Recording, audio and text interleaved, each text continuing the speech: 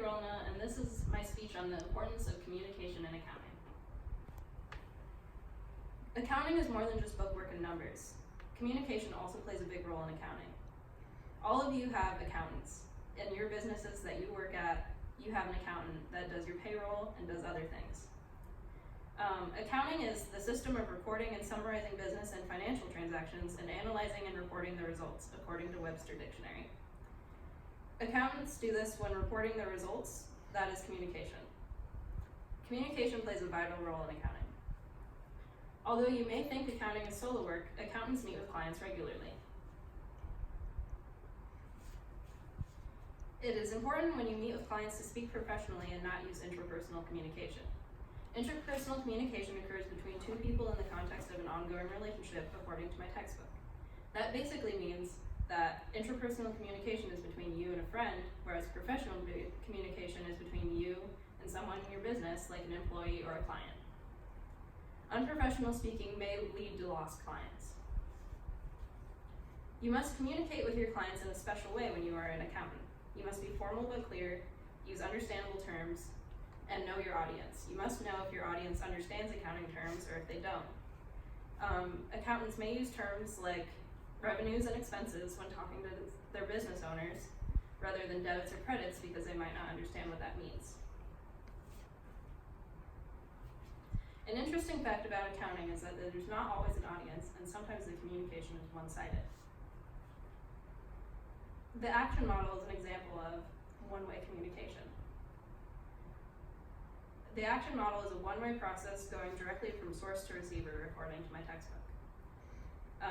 Accountants use the action model when receiving memos, receipts, and notes. For example, you might get a note that says the business spent $1,000 on merchandise, and then the accountant receives this and puts it in the journals. When getting memos and notes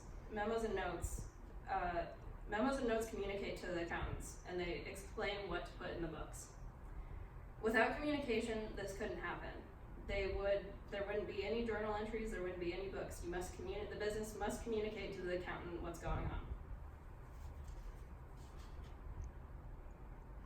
From memos and invoices comes financial statements. Accountants communicate financial statements at the end of a physical period. Examples of financial statements are the balance sheet, the income statement, post-closing trial balance, and the retained earnings statement. The accountant must communicate the meanings of these because just looking at them, not a lot of people will understand what they mean. For example, you see accounts receivable, paid, prepaid rent, inventory. They might not know what all those terms mean, so the accountant has to go through it and communicate what's going on. Accountants communicate the net income and net loss at the end of the fiscal period.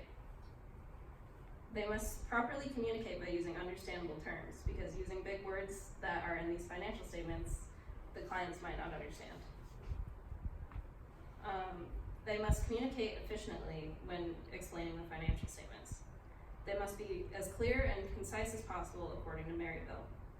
They must use easy terms, speak clearly, and be concise and not explain every single transaction. If the accountant went through every single transaction, there would be a lot of time wasted. Efficient communication is very important when accounting.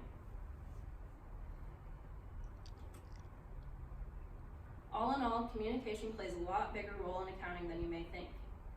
Whether it be talking to clients, reading notes and memos, or relaying information, accountants communicate a lot.